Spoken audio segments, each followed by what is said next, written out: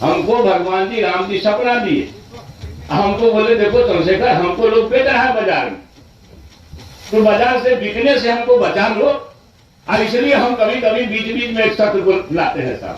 सपने में हमको भी भगवान कृष्ण आए थे रात में, बोले कि चंद्रशेखर तुम्हारा पड़ोसी है, ये पागल हो गया है, काहे नहीं इसका इलाज कराता है, इसको कांके में ले जाके भर्ती कराओ। रामचरितमानस को पोटेशियम साइनाइड बताया जा रहा है, तो जनता बताएगी कि चुनाव में साइनाइड क्या होता है।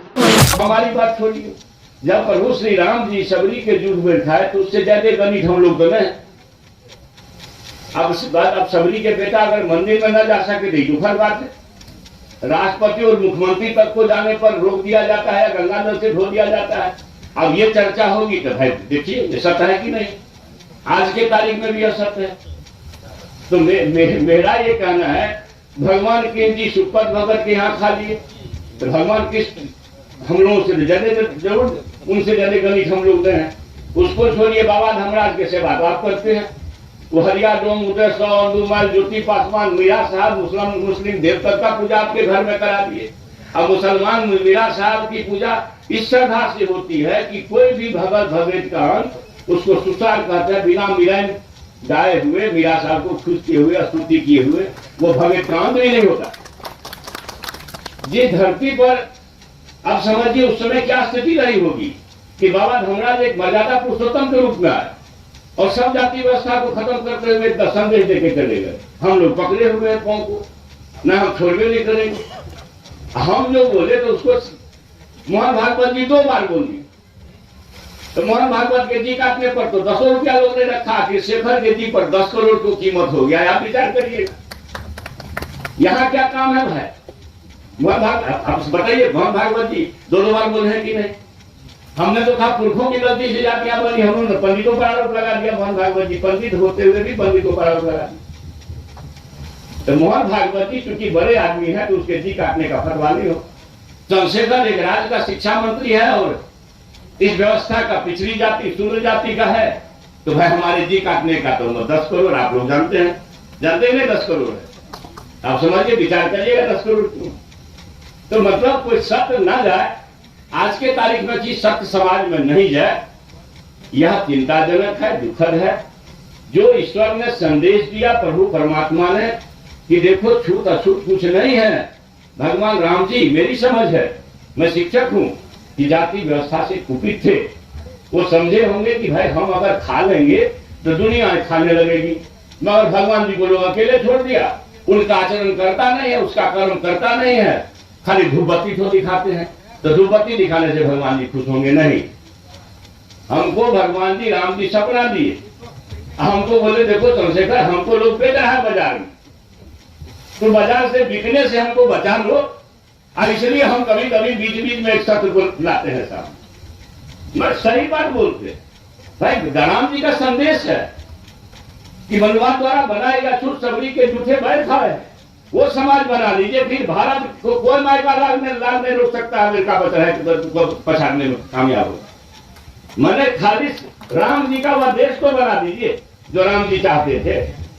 सब जाति भला धर्म बेकार है, पुरखों की गलती से हो गई। अब बाबा धर्मराज को तो ज्यादा दिन नहीं हुआ, केतली बन का कहानी तो मुश्किल से 200-300 वर्ष हुआ हो। सब लोग जानते हैं कोसी सीमांचल में ही भगवान जी चलते हैं। धर्मराज जी से बड़ा दर्शन है कुछ क्या। हरिया डोम तक को बेचारा वहां मजा करके पंगत लगाए। तो हम धर्मराज को धूपबत्ती दिखाते हैं, भगवान कृष्ण जी को धूपबत्ती दिखाते हैं, भगवान राम जी को धूपबत्ती दिखाते हैं, और फिर उनका किया हुआ नहीं करते हैं। इसलिए भगवान जी कुपित होते हैं, आपको समय पर बरखा नहीं मिलता। भगवान जी कहेंगे देखो तो हमको ही ठग रहा है, हमको ही बाजार में बेच रहा। तो जरा अगर बाजारू लोगों से हमको बचा लो तो बड़ा कल्याण होगा धरती का। तो हम कोशिश में लगे हुए हैं, पता नहीं वो कोशिश में कामयाब होंगे कि नहीं होंगे, ये तो समाज के विचार पर छोड़ता हूं। मगर एक बात कहता हूं पुनः, एक वेदना के साथ कि शिक्षा ही जीवन, समाज, राज्य और देश के अंधकार को दूर कर सकता है। शिक्षा ही ऐसी चीज है जो दुनिया में एक अलग पहचान भारत को दिला सकती है। इसलिए ज्ञान की भूमि भारत, जो हमारे पुरखों का महान पुरखों की भूमि रही है, इस भूमि को अपनी विरासत को प्राप्त करने में सर्वश्रेष्ठ योगदान दीजिए। और शिक्षक पर बड़ी जिम्मेवारी है। और रहा आपके सम्मान की बात, आपको पता है कि चंद्रशेखर से कभी आप अपमानित होने वाले नहीं हैं। कोई सिरफिरे लोग आएंगे, कुछ कहा के जाएंगे, उसका ख्याल भी नहीं करिएगा। वो सरकार का कोई संदेश भी नहीं होता। सरकार का संदेश माननीय मुख्यमंत्री जी या विभाग के शिक्षा मंत्री के माध्यम से जाता है। अब कुछ अलग अलग तरह के लोग आप लोगों में भी होते होंगे, कुछ कह देते होंगे, तो उस पर ना जाइए। सरकार आपकी सरकार है, हर समय आपके सम्मान और मान, और आप तो शिक्षक है, समाज के दीपक हैं, और हमारे पौर को, भविष्य को खड़ा करने में सबसे बड़ा योगदान आपको है। देखिए, कोसी कमिश्नरी में सुपौल, सहरसा, मधेपुरा के इलाके में बहुत लोग धार्मिक प्रवृत्ति के, और जिस तरह की बयानबाजी की जा रही है, रामचरितमानस को पोटेशियम साइनाइड बताया जा रहा है। जनता बताएगी कि चुनाव में साइनाइड क्या होता है। जवाब मिलेगा, वोट के जरिए करारा जवाब मिलेगा। देखिए, चंद्रशेखर जी जब से मंत्री बने हैं तब से उनका विवादों से नाता थोड़ा सा बढ़ गया है, और हमको लगता है कि जब तक वो विवादित बयान नहीं देते हैं तब तक उनके पेट का खाना नहीं पचता है। अब जहां तक सपने में आने की बात कर रहे हैं, तो सपने में हमको भी भगवान कृष्ण आए थे रात में, बोले कि चंद्रशेखर तुम्हारा पड़ोसी है, ये पागल हो गया है, काहे नहीं इसका इलाज कराता है, इसको कांके में ले जाके भर्ती कराओ।